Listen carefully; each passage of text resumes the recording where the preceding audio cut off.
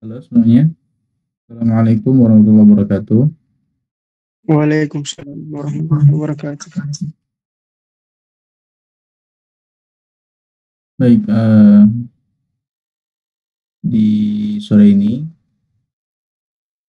kita lanjutkan perkuliahan minggu lalu. Eh, Sore ini sebentar saja ya. Jadi kita lanjutkan tentang flowchart. Jadi kan minggu lalu kalau tidak salah kita sama-sama belajar tentang algoritma dan pemrograman. Nah, di dalam algoritma dan pemrograman itu ada istilah namanya flowchart.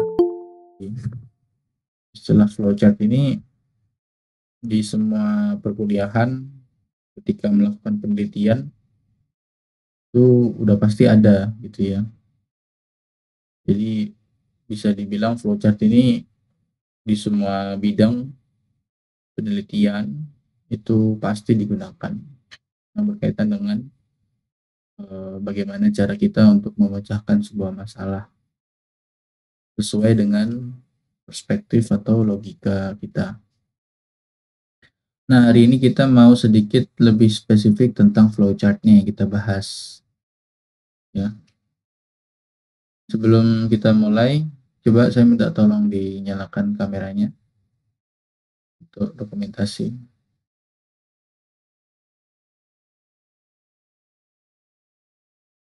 Yang lainnya.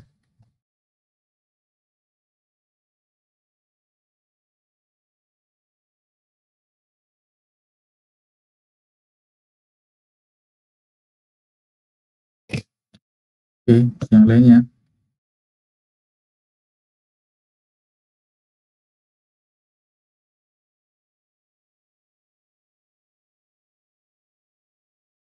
Oke. Ya, silakan dimatikan lagi nggak apa-apa. Baik, jadi materi kita adalah tentang flowchart program. Ya. Nah, intinya kita belajar tentang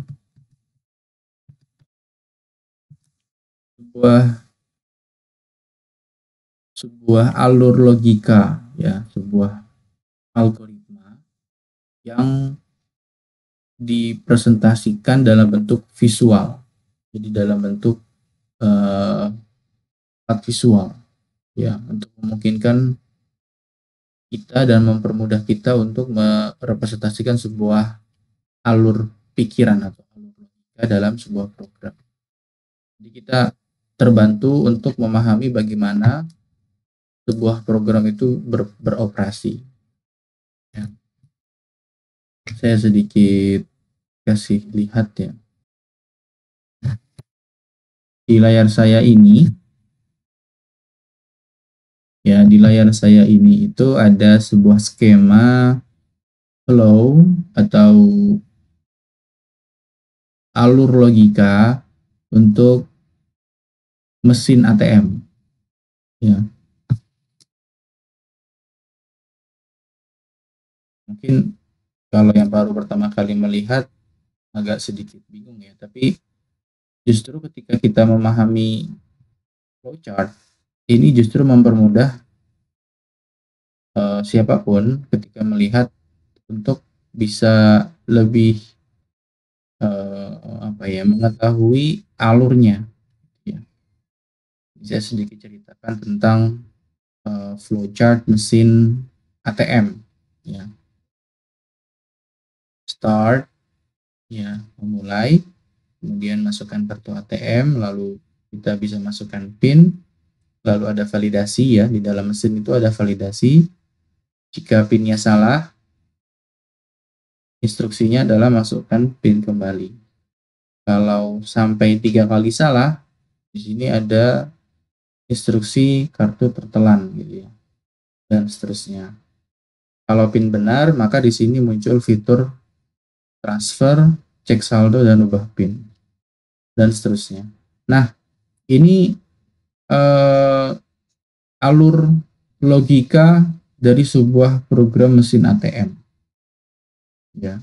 Jadi bentuk-bentuk seperti ini, ada yang bulat, ya, ada yang kotak seperti ini, ada yang belah ketupat seperti ini. Ini adalah merepresentasikan atau sebuah langkah-langkah gitu ya. Jadi flowchart itu terdiri dari berbagai bentuk geometris, ya, ada yang kotak, ada yang bulat, ada yang sebetulnya lebih dari ini ada bentuknya.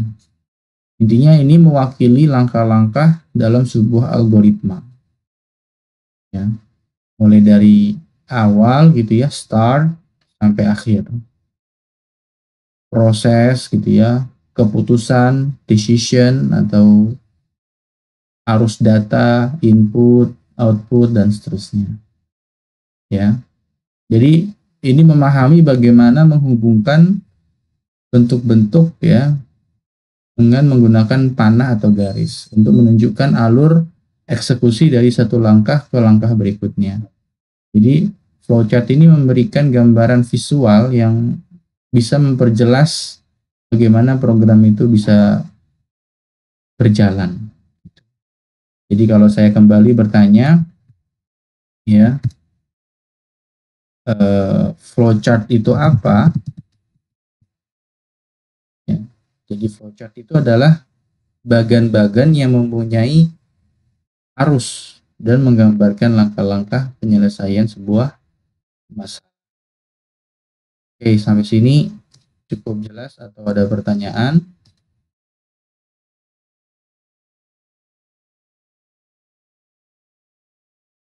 Bagaimana teman-teman? Ada pertanyaan sebelum? Salah, jelas. Baik, terima kasih atas responnya. Jadi flowchart ini ya banyak digunakan ya dari berbagai bidang. Memungkinkan untuk mengidentifikasi setiap masalah. Saya kasih contoh yang lain, misalkan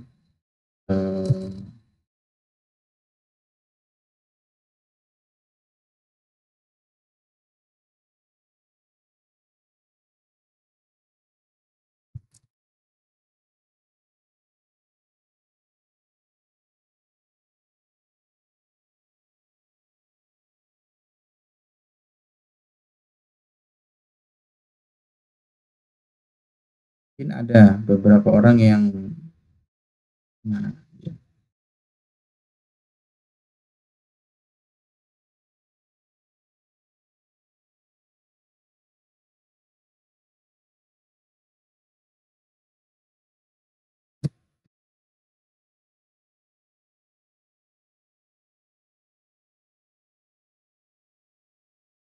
Nah, ini contoh lain ya. Ini contoh lain flowchart. Sekilas ini menggambarkan tentang apa? Ada yang mau bantu jelaskan? Dilihat dari gambar flowchart ini kira-kira ini apa?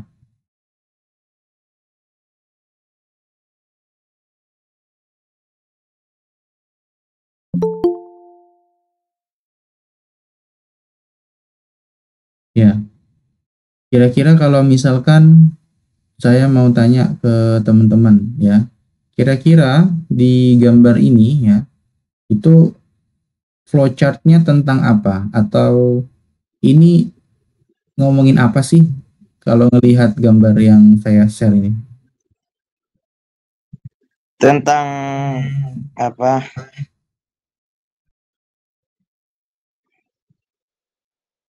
Tentang Jawab aja, nggak salah nggak? kas masjid, Ustaz. Iya, iya. Jadi membicarakan tentang sistem web ya, sistem keuangan berbasis web. Begitu. Jadi ini menggambarkan proses apa namanya program keuangan atau pencatatan keuangan untuk masjid begitu ya. Nah, kalau antum bisa menjawab seperti itu artinya antum sebetulnya sudah paham ya. Jadi flowchart itu ya memungkinkan kita untuk mengidentifikasi ya titik-titik keputusan yang dan bercabangan di dalam algoritma gitu ya. Jadi ini tuh menggambarkan kondisi yang harus dievaluasi dan kemudian nanti alur program ini bisa beralih berdasarkan hasil evaluasi tersebut. Gimana sih maksudnya? Jadi gini, ketika kita merancang sebuah flowchart gitu ya, merancang sebuah diagram alur gitu ya, ini namanya diagram alur atau flowchart, itu penting untuk memperhatikan keterbacaan dan kesederhanaan gitu. Antum sangat mudah menebak ini apa. Nah, itu artinya flowchart ini tuh cukup bisa terbaca, cukup sederhana, ya mudah difahami oleh orang lain.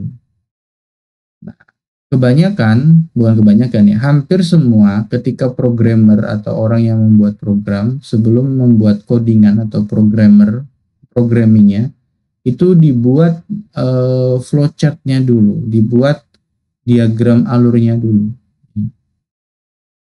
Kalau misalkan seperti itu ya artinya flowchart itu dibuat dengan sesederhana mungkin dan mudah dipahami oleh orang lain. Jadi penjelasan flowchart secara umum, definisi, kemudian penjelasan secara umum sudah saya sampaikan ya. Nah, teman-teman sekalian, di flowchart itu setiap bentuk itu ada maknanya. Jadi nggak asalan gitu, nggak asal-asalan gitu. Jadi setiap bentuk geometris itu ada artinya. Ya, kita kembali ke gambar ini ya.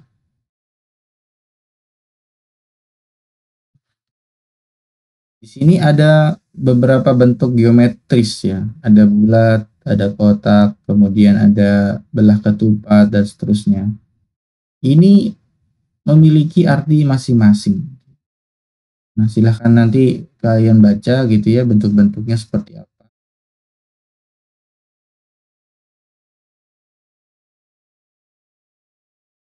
Nanti ini saya share di grup untuk bisa dipelajari. Ya. Nah, pembahasan lanjutannya adalah pembuatan flowchart itu secara paradigmanya ya, secara pemikirannya adalah itu tidak ada yang baku. Maksudnya apa? Jadi bisa jadi misalkan ya, kalau kemarin saya contohkan bagaimana membuat nasi goreng gitu ya. Saya minta misalkan di sini ada siapa nih? Misalkan ada Mas Diki gitu ya, dengan Mbak Tamara begitu. Saya instruksikan bikin nasi goreng. Nah, atau mesin nasi goreng gitu ya, mesin nasi goreng otomatis. Atau disuruh bikin nasi goreng gitu aja ya. Nah, udah pasti secara pemikiran antara Mas Diki dengan Mbak Tamara itu punya caranya sendiri, punya pikiran masing.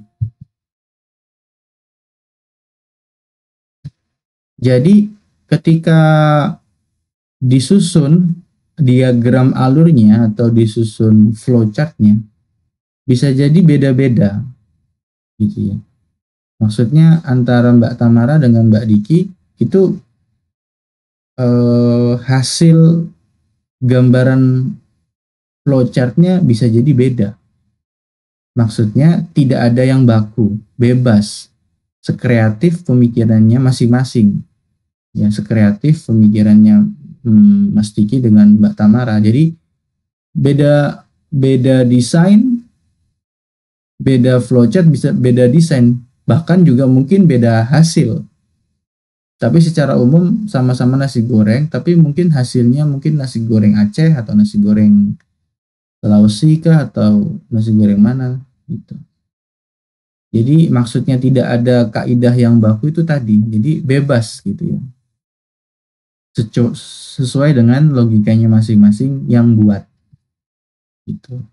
Nah, flowchart itu adalah gambaran hasil analisis sebuah masalah. Jadi logikanya itu dituang dalam sebuah bentuk-bentuk geometris tadi. Ya. Berikutnya, flowchart itu dapat bervariasi antara satu pemrograman dengan pemrograman lainnya. Sudah saya jelaskan ya tadi, antara orang A, orang B itu bisa jadi programnya bisa beda gitu ya. Walaupun sama-sama mau menyelesaikan masalah. Nah, secara garis besar ya flowchart itu udah pasti ada input, ada proses, ada output. Itu udah pasti baku lah. Ada input, ada proses, ada output. Nah, berikutnya ini ketentuan pembuatan flowchart ya. Jadi hindari pengulangan proses yang tidak perlu dan logika yang berbelit-belit. Sudah saya jelaskan. Ketika kita membuat sebuah desain sistem atau flowchart atau diagram alur, sebisa mungkin kita bikin yang mudah dipahami oleh orang lain. Bikin sesederhana mungkin. Karena begini, ketika kita itu bekerja dalam sebuah tim, ya, ada tim A, tim B, tim C, begitu ya. Itu masing-masing memiliki job desk gitu ya. Tim A disuruh bikin desain sistem, ya. Tim B disuruh bikin program codingannya. Tim C tugasnya adalah untuk validasi sistem atau tester. Nah, kalau si tim A ini bikin program sistemnya jelimet gitu ya, susah dibaca, otomatis si tim B ini yang bagian bikin programnya atau si programmernya itu otomatis kesulitan gitu ya, bikin codingannya tuh pasti pasti kesulitan gitu ya.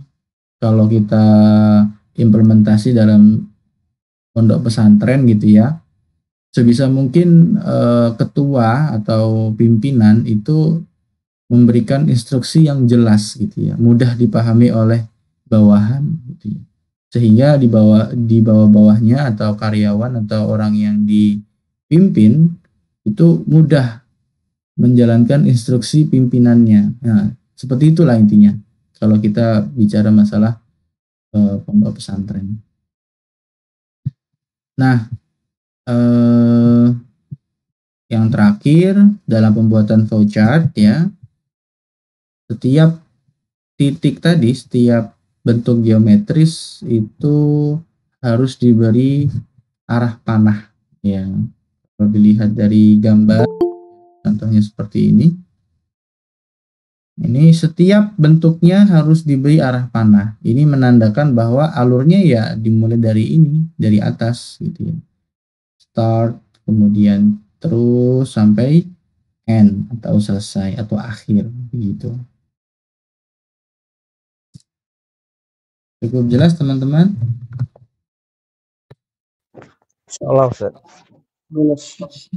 Nah, baik, kalau sudah jelas, ini cukup sederhana lah. Nanti kalau teman-teman ada instruksi atau tugas pembuatan skripsi, pasti ini ada di bab 3 biasanya. Kalau ada pembuatan skripsi, nanti ini dipakai.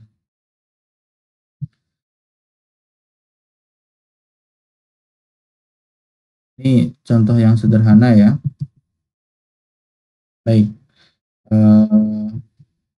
Baik, mungkin perkuliahannya saya cukupkan. Nanti setelah ini saya minta untuk mengerjakan tugas ya. Jadi setelah ini saya akan kirimkan tugas. Di dalamnya ada instruksi, nanti silakan diikuti. Tugasnya berkaitan dengan perkuliahan kemarin dan hari ini. Ya. Sebelum saya tutup, apakah ada pertanyaan dari teman-teman semuanya? Tidak ada, Ustaz. Tidak ada. Nanti saya minta tolong dikerjakan ya tugasnya. Insya Allah tidak sulit. Dan kalau misalkan teman-teman merasa ada yang kurang, ya ini perkuliahan kemarin dan hari ini saya record dan nanti saya share juga, bisa diulang-ulang di YouTube ya. Baik, kita sudahi. Saya sengaja untuk mempercepat karena waktu sisanya nanti bisa dibuat untuk mengerjakan tugasnya. Baik, sudah ya. Saya tutup dan doa kafir majelis. Subhanallah wa bihamdika, asyhadu an la ilaha illa anta, astaghfiruka wa atubu ilaik. Terima kasih atas kehadirannya teman-teman. Saya sudahi. Assalamualaikum warahmatullahi wabarakatuh. Waalaikumsalam warahmatullahi wabarakatuh.